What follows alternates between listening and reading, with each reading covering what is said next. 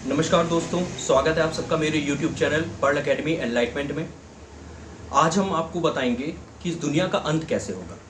दुनिया का अंत सिर्फ दो तरह से हो सकता है। पहला ब्लैक होल और दूसरा उल्का पिंड। उल्का पिंड मतलब मेट्रोइड्स से। तो आइए देखते हैं ब्लैक होल के बारे में। तो आइए समझते हैं हम ब्लैक होल के बारे में। सबसे पहले ब्लैक होल आखिर है क्या, ब्लैक होल बनते कैसे हैं, ब्लैक होल कैसे बनते हैं ब्रह्मांड में, इसके बारे में समझते हैं।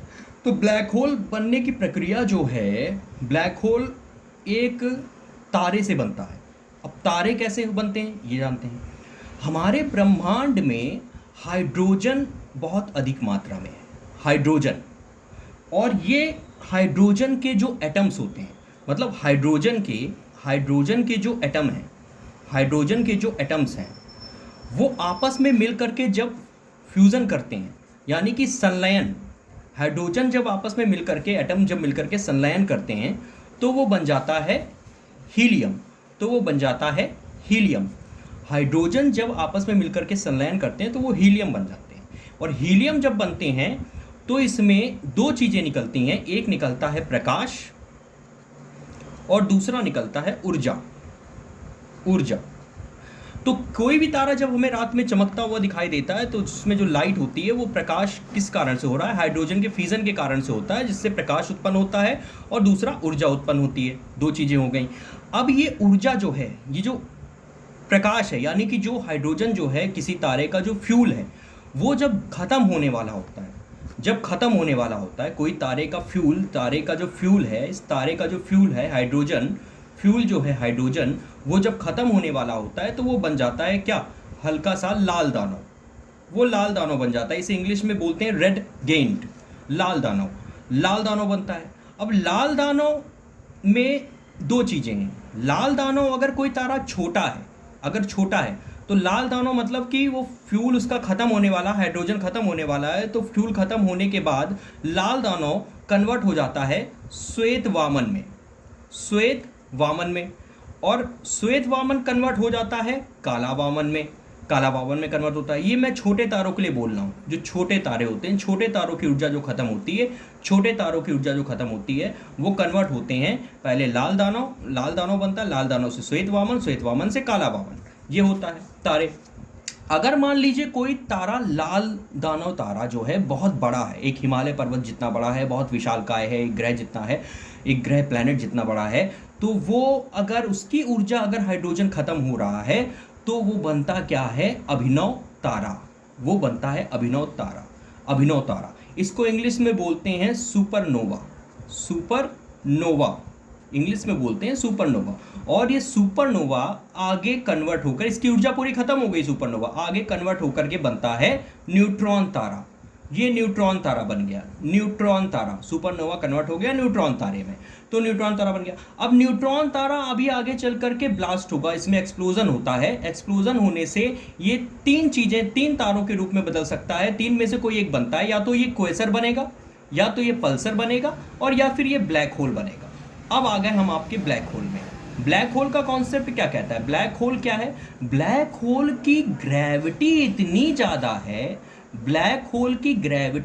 ज़्यादा है कि किसी भी चीज़ को, इसके ग्रेविटी में कोई भी चीज़ आ जाती है वो उसको अपनी तरफ खींच लेता है और निगल जाता है। कहने का मतलब ग्रेविटी इसकी बहुत ज़्यादा है। और ब्लैक होल की एक मुट्ठी मिट्टी, यानी कि अगर आप इसमें एक चम्मच मिट्टी उसकी उठा रहे हैं तो एक चम्मच मिट्टी ब्लैक होल की किसके बराबर होती है? 10 हाथियों के वजन के बराबर होती है इसकी मिट्टी। तो ब्लैक होल की पहली चीज़ क्या? ब्लैक होल की पहली चीज़ तो डेंसिटी जो है इसकी बहुत ज़्यादा हाई है, इसकी ग्रेविटी भी बहुत ज़्यादा हाई है, ग्रेविटी भी इसमें बहुत ज़्यादा है, ब्लैक होल में ग्रेविटी बहुत ज़्यादा है और डेंसिटी बहुत ज़्यादा है। तो ये चीज़ है कि ब्लैक होल जब पृथ्वी से टकराएगा तो पृथ्वी को अपने अंदर समा लेगा ये, क्योंकि इसकी ग्रेविटी इतनी ज़्यादा है कि अपने अंदर खींचता हुआ ले जाएगा, और इसकी डेंसिटी बहुत ज़्यादा है। तो ब्लैक होल का तो कॉन्सेप्ट ये रहा। ब्लैक होल बनता किससे? तारों से। हमारी आकाशगंगा मंदाकिनी में, हमारी आकाशगंगा जो मंदाकिनी है, ये हमारी आकाशगंगा है। आकाशगंगा में हमारी मंदाकिनी है, मंदाकिनी के सेंटर में हमारा एक ब्लैक होल है, हमारी आकाशगंगा मंदाकिनी है, सेंटर में हमारा उसमें एक ब्लैक होल है, ठीक है ना। इसके बाद तो ये ब्लैक होल का कॉन्सेप्ट आपका पूरा क्लियर हो गया। ब्लैक होल बनते कैसे हैं, ब्लैक होल क्या होगा, लेकिन ब्लैक होल से दुनिया का अंत 90% अभी बहुत दूर है। ये बहुत दूर है, ये इतना आसानी से नहीं आएगा, ये बहुत दूर है। ब्लैक होल से दुनिया का अंत दूर है, ठीक है। ब्लैक होल से दुनिया का अंत जो है बहुत दूर है, 90% दूर है। लेकिन 60% की अगर हम बात करें तो 60% दुनिया जो है ख़त्म हो सकती है मेटेरॉइड से। मेटेरॉइड्स मीन्स उल्कापिंड या क्षुद्र ग्रह, जिसे हम क्षुद्र ग्रह कहते हैं। मेटेरॉइड से भी दुनिया खत्म हो सकती है, उल्कापिंड जिसे हम कहते हैं क्षुद्र ग्रह कहते हैं। तो मेटेरॉइड का कॉन्सेप्ट समझते हैं यहाँ पर कि देखिए क्या है। हाँ, आप जानते हैं अच्छी तरह से सूर्य क्या है, ये हमारा सन है। सन क्या है, सन हमारा सारे प्लैनेट का ऊर्जा का स्रोत है, ऊर्जा का सोर्स है हमारा सन। सन हमारे सारे प्लैनेट के ऊर्जा का स्रोत है। और सन के सबसे करीब जो प्लैनेट आपका है वो आता है आपका बुध। सन के जो सबसे करीब प्लैनेट है, सबसे करीब प्लैनेट आपका बुध है, ये आपका बुध है। सन के सबसे करीब प्लैनेट आपका बुध है। बुध है यानी कि सन के करीब है, तो यानी कि ये गर्म भी बहुत होता होगा, लेकिन ज़्यादा गर्म ये नहीं होता है। इसका टेम्परेचर होता है 420 डिग्री सेल्सियस दिन में, और रात में चला जाता है -180 डिग्री सेल्सियस। दिन में रात में हो जाता है -180 डिग्री सेल्सियस, और दिन में रहता है आपका 420 डिग्री सेल्सियस। ये आपका दिन का टेम्परेचर है और ये आपका रात का टेम्परेचर है बुध ग्रह का। और उसके बाद हमारा आता है, इसकी एक नेचुरल सैटेलाइट भी थी, इसका एक उपग्रह भी था जिसको सन निकल गया, क्योंकि सन के अंदर भी ग्रेविटी है, सन में भी ग्रेविटी है। तो जो बुध की जो सैटेलाइट थी, नेचुरल सैटेलाइट, वो सन ले गया अपने पास। सन ने अपने अंदर समा गया सन। तो सन ने खींच ले गया उसकी, क्योंकि सन की ग्रेविटी है उसकी। अब उसके अगला हमारा ग्रह जो है वो है शुक्र। शुक्र जो है ये बुध से ज़्यादा गर्म होता है। यहाँ पर टेम्परेचर 650 डिग्री सेल्सियस रहता है, 600 डिग्री सेल्सियस रहता है, क्योंकि शुक्र ग्रह में आपका CO2 बहुत ज़्यादा है, कार्बन डाइऑक्साइड बहुत ज़्यादा है। शुक्र ग्रह में आपकी CO2 बहुत ज़्यादा है। और CO2 क्या करती है, CO2 क्या करती है, CO2 करती है कि ये ऊष्मा को बाहर नहीं निकलने देती है, ह्यूमिडिटी को बाहर नहीं निकलने देती है। CO2 जो है ऊष्मा को बाहर जाने नहीं देती है। आप बंद कमरे में बैठ जाइए, CO2 भरी पड़ी हो तो कितनी गर्मी लगेगी, कितनी ज़्यादा गर्मी लगेगी। तो शुक्र ग्रह सबसे ज़्यादा इसका टेम्परेचर होता है, यहाँ रहना बड़ा मुश्किल है। इसके बाद हम आते हैं अपनी अर्थ पर।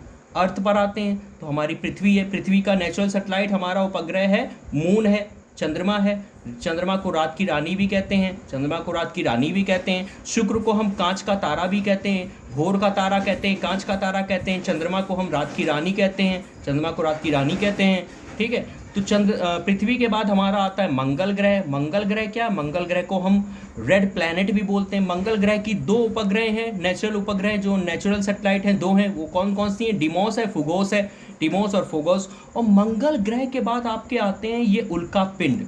मंगल ग्रह के बाद आपके ये उल्कापिंड आते हैं। यही उल्कापिंड एक ना एक दिन हमारी अर्थ पर गिरेंगे आकर के, जिससे दुनिया का अंत हो सकता है। उल्कापिंड का कॉन्सेप्ट क्या है, देखिए यहाँ पर उल्कापिंड हैं, मंगल में भी ग्रेविटी है। मंगल अपने उल्कापिंड को बुलाता है, मंगल उल्कापिंड को बुलाता है। तो कभी कभी उल्कापिंड मंगल ग्रह पर गिर जाते हैं आकर के। और कभी कभी ऐसा होता है ये बुला तो देता है, लेकिन ये अपने ऑर्बिट में आगे खिसक जाता है, आगे चला जाता है। तो कभी कभी उल्कापिंड या तो हमारी अर्थ के मून पर गिर जाते हैं या हमारे अर्थ पर गिर जाते हैं। आज से करोड़ों वर्ष पहले जब डायनासोर का युग था, डायनासोर का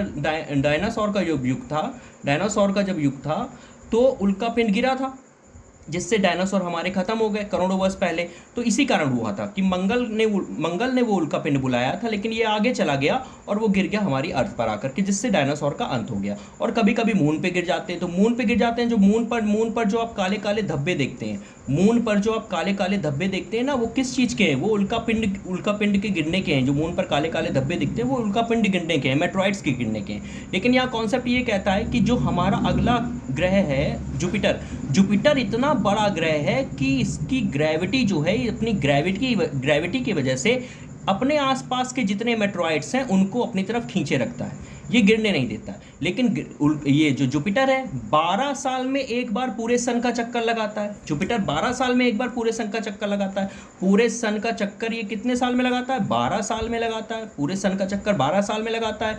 और इसीलिए हम कुंभ का मेला किस लिए मनाते हैं, कुंभ का मेला हम 12 साल में मनाते हैं। किसके लिए, बृहस्पति के लिए, अपने जुपिटर के लिए 12 साल में मेला लगता है कुंभ का। कुंभ का 12 साल में मेला लगता है, किस लिए लगता है? जुपिटर के लिए लगाया जाता है, क्योंकि जुपिटर जो है हमें हमारी अर्थ को बचाए रखे, किससे? उल्कापिंड से। ये हमारी रक्षा कर रहा है अपनी ग्रेविटी की वजह से, उल्कापिंड को अपनी तरफ पकड़ के रखता है, खींच के रखता है।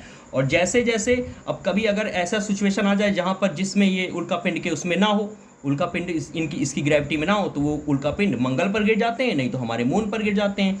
तो इस तरीके से दुनिया का अंत हो सकता है। एक आपका हो सकता है ब्लैक होल के तरीके से, और एक हो सकता है उल्कापिंड के तरीके से। उल्कापिंड 60% चांसेस ज़्यादा हैं, क्योंकि ये कभी भी गिर भी सकता है और हो सकता है ना भी गिरे, क्योंकि इसमें ये एक्सेप्शन है कि ये गिर भी सकता है और नहीं भी। और दूसरा ये है कि आपका ब्लैक होल है। ब्लैक होल का कॉन्सेप्ट क्या है? ब्लैक होल का कॉन्सेप्ट 90% अभी दूर है, ऐसा होना नामुमकिन है, लेकिन हो भी सकता है। तो दोनों चीज़ें यहाँ पर हैं दुनिया के अंत के लिए, ठीक है ना। तो इसी के साथ मैंने आपको एक तो ब्लैक होल समझाया, और मैंने आपको उल्कापिंड के बारे में बताया, और अपने प्लैनेट सोलर सिस्टम के बारे में मैंने आपको बताया। तो इसी के साथ मैं आपसे इजाज़त चाहूँगा। नमस्कार।